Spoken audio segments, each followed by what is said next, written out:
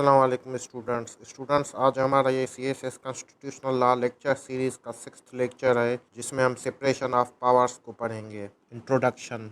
Separation of powers is the doctrine of constitutional law under which the three branches of government executive legislature and judiciary are kept separate. तो जो separation of powers का concept है, इसमें जो हमारे तीनों branches हैं वो बिल्कुल अलग अलग रहती हैं। जैसे कि हमने पिछली वीडियो में देखा था कि जो प्रेसिडेंशियल सिस्टम होता है उसमें जो पावर्स होती हैं वो कम्प्लीटली एग्जीक्यूटिव, लेजिस्लेचर और जुडिशरी की अलग अलग डिफाइंड होती हैं और कोई किसी में इंटरफेयर नहीं कर सकता।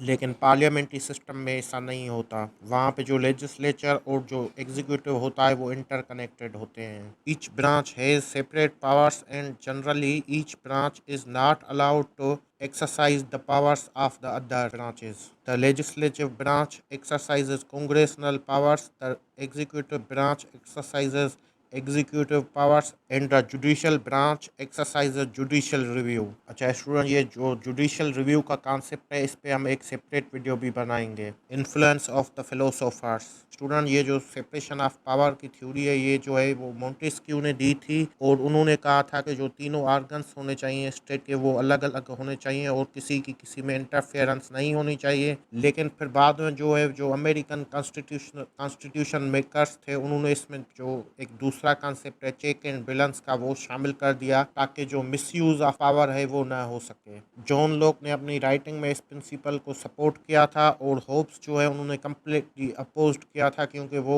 जो आप उनकी जब फिलोसफी पढ़ेंगे तो उसमें आपको पता चलेगा कि वो एक कंप्लीट सोवरेन अथॉरिटी की बात करते हैं। जो सेपरेशन ऑफ पावर्स का कॉन्सेप्ट है इसने जो मोस्टली इन्फ्लुएंस किया है वो अमेरिकन कॉन्स्टिट्यूशन को किया है। तो हम देखेंगे कि अमेरिकन कॉन्स्टिट्यूशन में क्या क्या चीज़ें हैं जो कि सेपरेशन ऑफ पावर्स से आई हैं। The constitution clearly state that all legislative, executive and judicial powers are vested in Congress, president and supreme court respectively. जो लेजिस्लेटिव पावर्स हैं वो कांग्रेस के पास होते हैं। कांग्रेस जो है वो पार्लियामेंट को यूएस में जो है हम कांग्रेस कहते हैं। और जो जुडिशियल पावर है वो जो जाहिर सी बात है जुडिशरी के पास होती है और जो एग्जीक्यूटिव पावर है वो प्रेसिडेंट के पास होती है। There is no other constitution in which the demarcation of three wings of administration is so clear. Separation of federal judiciary. No जज can be removed except by the difficult procedure of impeachment. American constitution जो है ये power देता है कि जो जजेस होते हैं उनका एक पीरियड होता है और उनको इम्पीचमेंट ऐसे नहीं किया जा सकता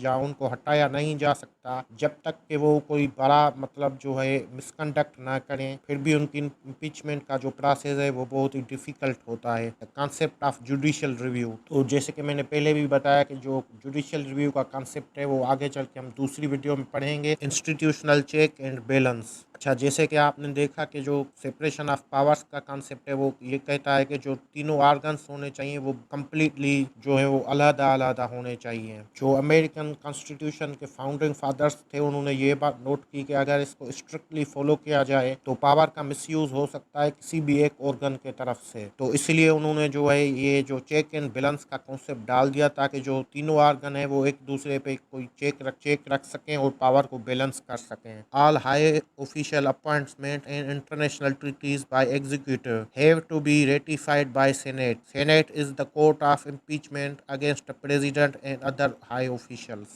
अच्छा, इसमें आप देख सकते हैं कि जो एग्जीक्यूटिव पावर है अपॉइंटमेंट की उस पे जो चेक रखा गया है वो सेनेट का रखा गया है। सेनेट जो है वो कांग्रेस का हिस्सा है, जाने के लेजिस्लेचर का हिस्सा है। तो यहाँ पे आप देख सकते हैं कि जो लेजिस्लेचर है उसका चेक है एग्जीक्यूटिव के ऊपर। The president can veto bills passed by the Congress. The Congress has to pass it by 2/3 majority in both houses separately। अच्छा, जो प्रेसिडेंट होता है उसके पास ये पावर होती है कि अगर कोई भी बिल पास होके आता है कांग्रेस की तरफ से यानी कि पार्लियामेंट की तरफ से प्रेसिडेंट के पास, तो वो उसे वीटो कर सकता है, यानी कि वो कह सकता है कि ये सही नहीं है और उसे वापस कांग्रेस के पास भेज देगा। और फिर जो है अगर कांग्रेस फिर से वो बिल पास करना चाहती है तो वो फिर से उसको 2/3 मेजॉरिटी से पास करवाएगी सेपरेटली बोथ हाउसेज, यानी कि सीनेट में से भी और नेशनल असेंबली में से भी। और उसके बाद फिर भी प्रेसिडेंट के पास अगेन पॉकेट वीटो होता है, जिसमें जो कांग्रेस के लास्ट 10 दिन है उसमें जो प्रेसिडेंट है वो बिल को रख सकता है और अपना ये 10 डेज का वीटो इस्तेमाल कर सकता है। और अगर कांग्रेस का सेशन इन 10 दिनों में पूरा हो गया तो बिल पास नहीं होगा। तो इसमें आप देख सकते हैं जो एग्जीक्यूटिव है वो चेक रखता है कांग्रेस के ऊपर जाने के, पार्लियामेंट के ऊपर जाने के legislature. President has to appoint जजेस कंसल्टेशन विथ कांग्रेस। इसमें आप देख सकते हैं कि प्रेसिडेंट जो है वो जजेस को अपॉइंट करता है विथ कंसल्टेशन ऑफ कांग्रेस। मतलब इसमें जो दोनों हैं, जो कांग्रेस है मतलब पार्लियामेंट जो है और प्रेसिडेंट एग्जीक्यूटिव जो है वो दोनों चेक रख रहे हैं जुडिशरी के ऊपर। Judiciary can veto laws passed by Congress and orders issued by executive if found contradictory to the spirit of the constitution. यहाँ पे आप देख रहे हैं कि जुडिशरी का चेक है कांग्रेस और जो प्रेसिडेंट है उसके ऊपर। अगर कांग्रेस कोई भी लॉ पास करती है और वो